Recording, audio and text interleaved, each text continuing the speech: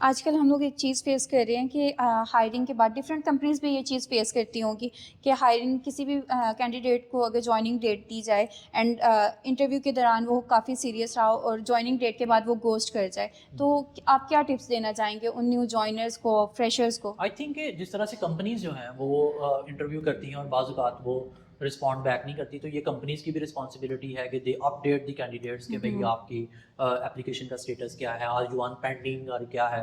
Similarly जो candidates हैं उनको भी ये एक इंटरव्यू प्रोसेस किसी कंपनी में तब स्टार्ट करना चाहिए when they have a need for that. ठीक है, तो ये दोनों तरफ से आता है कि ये जस्ट ये कैंडिडेट्स का नहीं है, companies do the same thing, they also don't update to the candidate के भाई आपकी एप्लीकेशन का स्टेटस क्या है। तो it should be on both of the sides, और जो कैंडिडेट्स हैं उनको ये करना चाहिए कि if they are serious about joining तो दे शुड। अदरवाइज ये है कि मेरे ख्याल से जो कंपनीज हैं, जो रिक्रूटर्स हैं, उनको इनिशियली ये इन्फॉर्म कर देना चाहिए कि इफ़ यू आर सीरियस तो आप इसमें प्रोग्रेस करें, ताकि आपका भी टाइम वेस्ट ना हो, हमारा भी टाइम वेस्ट ना हो। ठीक है, तो इस तरह से हम इसको लेके चल सकते हैं। ओके सर, आजकल हम देखते हैं कि बहुत से कैंडिडेट्स जो हमारे पास आते हैं वो टेक्नोलॉजी स्पेसिफिक होके आते हैं, तो क्या आपको लगता है कि टेक्नोलॉजी स्पेसिफिक होना ग्रोथ के लिए हेल्पफुल हो सकता है?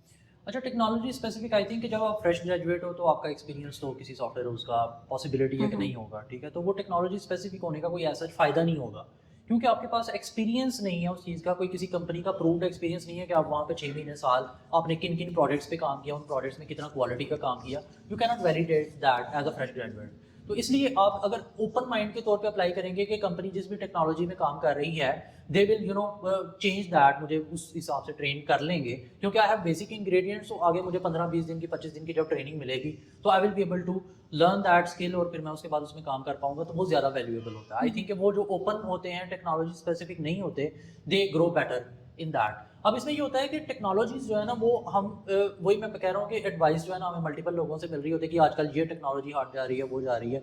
आई थिंक हमें इसमें ये देखना चाहिए, तो थोड़ा हम खुद भी गूगल कर सकते हैं कि किस तरफ टेक्नोलॉजी जो है ना वो ग्रो कर रही है, मतलब कौन सी टेक्नोलॉजी के ग्रो करने के चांसेस ज़्यादा है। मे बी वो टेक्नोलॉजी अभी इतनी ज़्यादा पॉपुलर ना हो, ठीक है, but it has a bright future, तो उसको अडॉप्ट करने का अभी फ़ायदा हो सकता है कि अभी हम सीख लें, कल को हमें उसका रिजल्ट मिल सकता है। हमने ये देखा है कि ज़्यादातर लोग, हमारे जो कल्चर है इस तरह का डेवलप हुआ है कि वो ऐसी चीज़ पे फोकस करते हैं जो कि मार्केट में बहुत ज़्यादा, मार्केट में नहीं, लोगों में बहुत ज़्यादा पॉपुलर होती है। ठीक है, मतलब वो इस चीज़ पे फोकस नहीं करते कि किसका फ्यूचर ब्राइट है, मतलब कौन सी ऐसी चीज़ है जिसकी डिमांड बहुत ज़्यादा है और सप्लाई कम है। ठीक है, तो अगर आप किसी ऐसी टेक्नोलॉजी में चले जाते हैं जिसकी फर्ज करें जी सप्लाई बहुत ज़्यादा है और उतनी डिमांड नहीं है, तो you will face a lot of challenges in finding a job. और कोई ऐसी टेक्नोलॉजी अगर आप पिक करते हो जिसका फ्यूचर ब्राइट होने वाला है, may be in 3 years 4 years, इतने ज़्यादा लोग अभी उसको जानते नहीं हैं, बट क्लाइंट नो, और वो क्लाइंट जो है उसमें जॉब्स पोस्ट कर रहे हैं, तो और उसके जो रिसोर्सेज हैं, जो डेवलपर्स हैं, वो इतने मार्केट में अवेलेबल नहीं है।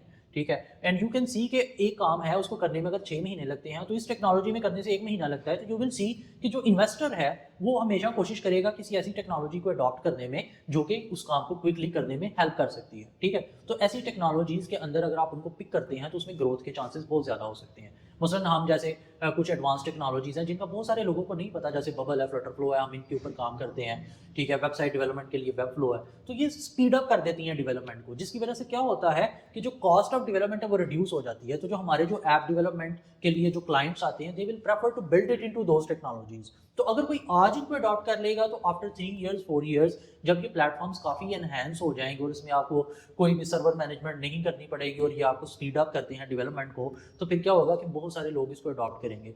एट दैट टाइम वो लोग जिन्होंने पहले से इसको अडॉप्ट किया होगा उनकी चांसेस ऑफ ग्रोथ बहुत ज़्यादा बढ़ जाएंगे। और वो हमने करियर में ऑब्जर्व भी किया है कि बाद में जब वो क्राउडेड टेक्नोलॉजी होती है तो हर कंपनी कोशिश करती है कि हमारे पास भी इस टेक्नोलॉजी के डेवलपर्स हों, और वो लोग जिन्होंने इसको शुरू में सीखा होता है वो उसका काफ़ी ज़्यादा फ़ायदा उठा लेते हैं। बेसिकली मैंने आपको सिंपल सा रूल बताया है कि कोई भी टेक्नोलॉजी जिसके अंदर काम सेम चीज़ अचीव करने में कम टाइम लगे, it has a bright future. ठीक है, तो हमें वो टेक्नोलॉजीज को अडॉप्ट करना चाहिए which give you more control to do everything and they speed up the development process too. ठीक है, ये दो चीज़ें। ठीक हो गया।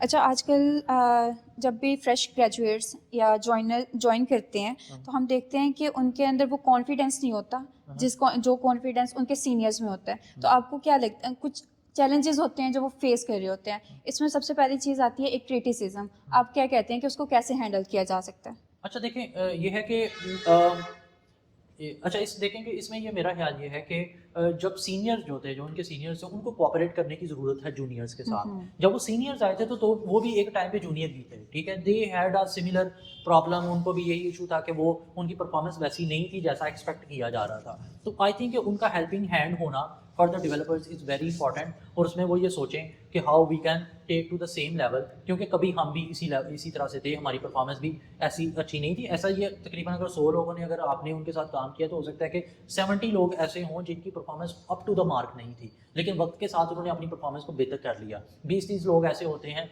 जो कि शुरू से ही अच्छा परफॉर्म करते हैं। तो हमें ये चीज़ माइंड में रखनी चाहिए कि क्या ये बच्चा जो कैंडिडेट आया है या ये जो न्यू रिसोर्स जिसने ज्वाइन किया है, क्या इसके पास बेसिक इंग्रेडिएंट्स हैं, क्या उसका एफर्ट करने के लिए, वो पुट करने के लिए रेडी है, तो वो क्या वो चल सकता है या नहीं चल सकता, उसको एवेल्युएट करें। और अगर हमें थोड़ी सी उसके ऊपर एफर्ट पुट करके वो चल सकता है तो हमें उसको असिस्ट करना चाहिए। तो आई थिंक ये बड़ा इंपॉर्टेंट है। उसके बाद आपने सेकंड ये पूछा कि क्या क्रिटिसिज्म जो है, आई थिंक कि शुरू में जो आपकी परफॉर्मेंस होती है वो अप टू द मार्क नहीं हो सकती, और इसीलिए आप इंडस्ट्री में एक्सपीरियंस के लिए जॉब करते हैं कि जो आपकी कमियां हैं उनको ख़त्म किया जा सके और उनको बेहतर किया जा सके, ठीक है। तो उसके लिए ये है कि क्रिटिसिज्म आएगा, you have to bear that, there is no other option. आपको सीनियर से मे बी जो है वो थोड़ा सा सुनना पड़े, बट एट द एंड जो है वो आपके भले के लिए ही कहा जा रहा होता है। तो I think you should have confidence कि इसको मैं कर सकता हूँ या कर सकती हूँ, और यही एक्सपीरियंस लेने का बेहतरीन तरीका है। ठीक हो गया। अच्छा, बाज़ औक़ात ऐसा होता है कि फ्रेशर्स को वो चांस नहीं मिलता फर्स्ट टाइम पे जब वो जॉइन कर रहे होते हैं, तो वो कॉन्फिडेंस, वो परफॉर्मेंस लेवल नहीं होता जो उनसे कंपनी अज्यूम कर रही होती है। तो क्या आपको लगता है कि उनको चांस देना उनकी ग्रोथ के लिए वैल्यूएबल हो सकता है? आई थिंक ये डिपेंड करता है सिनेरियो पे। बहुत सारे ऐसे होते हैं कि वो एक टाइम वेस्ट हो रहा होता है, तो जब कंपनी ये रियलाइज करे कि ये रिसोर्स जो है ही इस असल में, इसमें जो प्रॉब्लम है वो ये होती है कि हर बंदा प्रोग्रामिंग के लिए नहीं बना होता। हमारा जो सॉफ्टवेयर डेवलपमेंट सेक्टर है, it's a quite vast field. इसमें जो है वो आपके अंदर अगर प्रोग्रामिंग स्किल्स नहीं है, still you can settle into this field. मैं इसकी एग्जांपल आपको देता हूँ कि हमारे पास 5 रोल्स होते हैं जिसके लिए हम हायरिंग कर रहे होते हैं। उसमें से पहले नंबर पर तो सॉफ्टवेयर डेवलपर्स होते हैं। अगर किसी की 100 की टीम है या 50 लोगों की टीम है, तो उसमें से 35 लोग पॉसिबल है कि वो डेवलपर्स ही हों, ठीक है। ठीक हो सॉफ्टवेयर डेवलपर्स हैं, उनके अंदर कोडिंग स्किल्स होनी चाहिए, प्रोग्रामिंग स्किल्स होनी चाहिए, जो कि मैं पहले से डिस्कस कर चुका हूँ कि वो कौन सी स्किल्स होती है।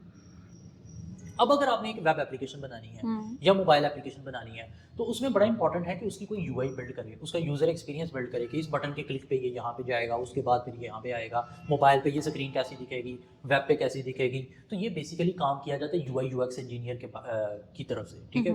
तो पहले अगर आप फर्ज करें स्किल सेट आपका नहीं है प्रोग्रामिंग का, तो आप फिर यूआई यूएक्स को ट्राई कर सकते हैं। If you have a good design sense और आप यूजर एक्सपीरियंस अच्छा बिल्ड कर सकते हैं, तो you can focus on UI UX too, ठीक है। तो ये सेकंड है। तो आपको ये अपने अंदर ऑब्जर्व करना है कि मेरे लिए बेटर कौन सा है। अगर आप इसके बाद देखें तो बहुत सारे ऐसे लोग होते हैं जिनकी कम्युनिकेशन बहुत अच्छी होती है, दे हैव लीडरशिप स्किल्स, ठीक है।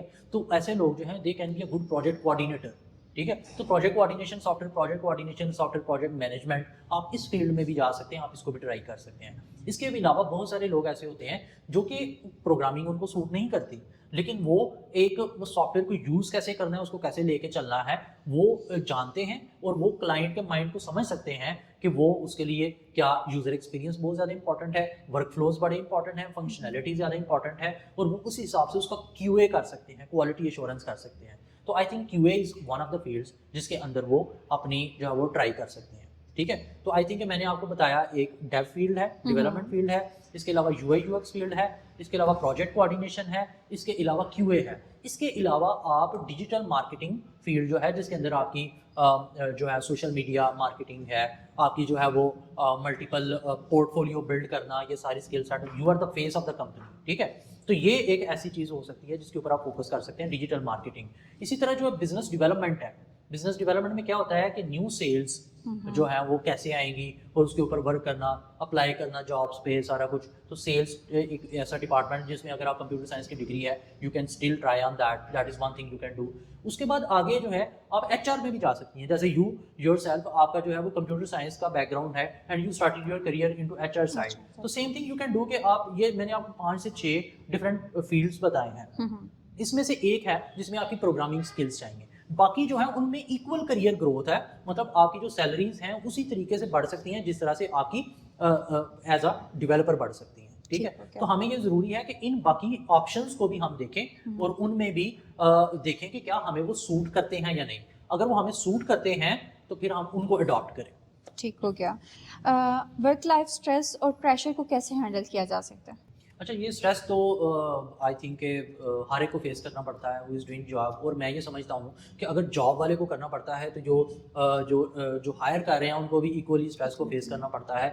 बट उसकी जो स्ट्रेस की फॉर्म है वो डिफरेंट होती है, ठीक है। वो उनको हर टाइम इस चीज़ का स्ट्रेस होता है कि अगले 2 महीने के बाद क्या कंपनी के पास काम अवेलेबल होगा या नहीं होगा, ठीक है। और जो जॉब वाला है उसको ये तो श्योरिटी है कि मुझे सैलरी मिल जाएगी, लेकिन उसको एक up to the mark performance देनी पड़ती है, तो वो उस वजह से उसमें स्ट्रेस में आता है। तो जो फ्रेश ग्रेजुएट्स हैं उनको ये चैलेंज आएगा शुरू में कि उनकी परफॉर्मेंस जो है वो इतनी अच्छी नहीं है, लेकिन स्ट्रेस से भागना सोल्यूशन नहीं है, ठीक है। अगर आप फ़र्ज़ करें एक काम शुरू करते हैं और आप उसको 50% करते हैं और उसके बाद ये रियलाइज़ करते हैं कि ये काम तो मैं कंप्लीट नहीं कर सकता, मेरे अंदर वो एबिलिटी नहीं है, तो नेक्स्ट टाइम आप फ़र्ज़ करें आप कंपनी स्विच करके किसी दूसरी कंपनी में चले जाते हैं और वहाँ पे कोई नया टास्क आपको असाइन होता है और आप उसको शुरू करते हैं, तो चांसेस हैं कि जो कॉन्फिडेंस लेवल आपका पहली जॉब पे था और आप उसको पूरा नहीं कर सके, तो आपका वो कम कॉन्फिडेंस जो आपने लूज़ कर दिया वो आपको आगे भी नुकसान पहुँचाएगा। अगले काम में भी जब आप 50% पे 40% पे पहुंचेंगे तो आप कहेंगे नहीं भाई ये मैं तो नहीं कर सकता। तो जब आप कोई चैलेंज आपको आए तो कोशिश करें कि उसको ओवरकम करें, उसको उसमें से निकलें और निकलने के बाद डिसाइड करें कि still I have to work into this company और मूव फॉरवर्ड, ठीक है। तो ये आपके लिए बड़ा इंपॉर्टेंट है कि आप उस चैलेंज से निकलें। This will give you confidence. ये आपके अपने लिए बहुत ज़्यादा वैल्यूएबल है कि जब चैलेंज आए तो उसे ना भागें, ठीक है। ओके, एट द एंड हम यहाँ पे एंड करते हैं एक चीज़ को लेके कि पेट्रोनिक्स का हायरिंग प्रोसेस क्या है, हम कैसे चीज़ों को लेके चलते हैं? अच्छा, हायरिंग का प्रोसेस जो है वो आप ये कह रहे हैं कि हमारे पास जो अप्लाई करते हैं देयर आर 2 रोल्स। एक तो ये है कि वो इंटर्नी के तौर पे अप्लाई कर रहे हैं या फिर वो फुल टाइम जॉब के लिए अप्लाई कर रहे हैं। फुल टाइम जॉब वाले जो हैं वो मोस्टली वो होते हैं जो कि ग्रेजुएट हो चुके हैं। इंटर्नशिप पे हम चांस देते हैं वो बच्चे जो कि 7th 8th सेमेस्टर में हैं या फिर अभी वो थोड़ा-सा उनका सेमेस्टर ब्रेक है तो वो स्टार्ट करना चाहते हैं। तो वो फिर हमारा ये प्लान होता है कि जो हम इंटर्नीज़ को हायर करें वो फिर आगे इतने कैपेबल हों कि वो हम उनको ट्रेन कर दें और उसके बाद वो they can spend like 5 to 6 hours per day into office और वो 25 आवर्स पर वीक जो है वो स्पेंड करें और उसके बाद वो इतने कैपेबल हो जाएँ कि हम उनको कंप्लीट हायर कर रहे हैं जब वो ग्रेजुएट हों, ठीक है। ये हो गया इंटर्नीज़ के लिए। और फुल टाइम जो जॉब के लिए अप्लाई करते हैं वो भी है कि उन्होंने 8 to 9 आवर्स वर्क करना होता है, तो they are fully committed to the work to one job only, ठीक है। अच्छा, अब इसमें मैं ये थोड़ा सा बता देता हूँ कि जो जैसे मैंने आपको एक्सप्लेन कर दिया कि इंटर्नीज़ के लिए और जो फुल टाइम है दोनों के लिए अपॉर्चुनिटीज़ अवेलेबल होती हैं। तो इसमें यह है कि हमारा इंटरव्यू प्रोसेस बड़ा सिंपल सा है कि हमारा सबसे पहले एक इनिशियल टेस्ट होता है जो कि रिटन टेस्ट होता है। मतलब आपको लैपटॉप या कंप्यूटर पे टेस्ट देना होता है, उसमें एमसीक्यूज बेस्ड क्वेश्चंस होते हैं और उसमें साथ जो है वो प्रोग्रामिंग क्वेश्चंस होते हैं और एक ऐसे या इस तरह की चीज़ होती है लिखने के लिए, ताकि ये आपकी स्किल्स को देखा जा सके कि are you eligible for an interview और नॉट, ठीक है। तो अगर आप वो क्लियर कर जाते हैं तो आपको इन्फॉर्म कर दिया जाता है and then you an interview schedule जो कि टीम लीड टेक्निकल लीड जो है वो इंटरव्यू करता है आपके टेक्निकल स्किल्स को देखने के लिए। और इसमें हो सकता है कि अगर मार्केटिंग का इंटरव्यू है तो मार्केटिंग लीड को वो इंटरव्यू कंडक्ट करे और उसमें देखे कि क्या ये इसकी वर्बल स्किल्स कैसी हैं और ये इसका थिंकिंग प्रोसेस कैसा है, is he willing to learn new things और क्या वो कैसे सोचता है, उससे रिलेटेड उससे क्वेश्चन टेक्निकल इंटरव्यू में पूछे जाते हैं। अगर उसका टेक्निकल इंटरव्यू अच्छा नहीं होता और ये लगता है कि उसकी प्रिपरेशन अच्छी नहीं थी तो हम उसको चांस देते हैं कि वो 2 हफ्ते बाद दोबारा तैयारी करके दोबारा वो इस इंटरव्यू को के लिए स्केड्यूल करवा सकता है। तो ये एक ऑप्शन होता है हमारे पास। अगर वो उसका क्लियर हो जाता है तो फिर एक फाइनल मीटिंग होती है जो कि CEO that is not sort of an interview, but इसमें यह है कि वो दे कैन वैलिडेट के देखा जा सकता है, मैं खुद पर्सनली देख सकता हूँ या सीटीओ देख सकते हैं कि क्या जो कैंडिडेट है इज़ ही केपेबल, वो क्या हमारी ऑर्गेनाइजेशन के लिए फिट है या नहीं है। उससे कोई प्रोग्रामिंग क्वेश्चन भी पूछे जा सकते हैं, तो अगर वो क्लियर कर जाता है तो उसको ज्वाइनिंग दे दी जाती है। तो ये हमारा प्रोसेस है। इसमें बहुत बार डिले आ जाता है। डिले में यही होता है कि अगर फ़र्ज़ करें हमारे पास 4 कैंडिडेट्स हैं जो कि फाइनल होने वाले हैं, ठीक है।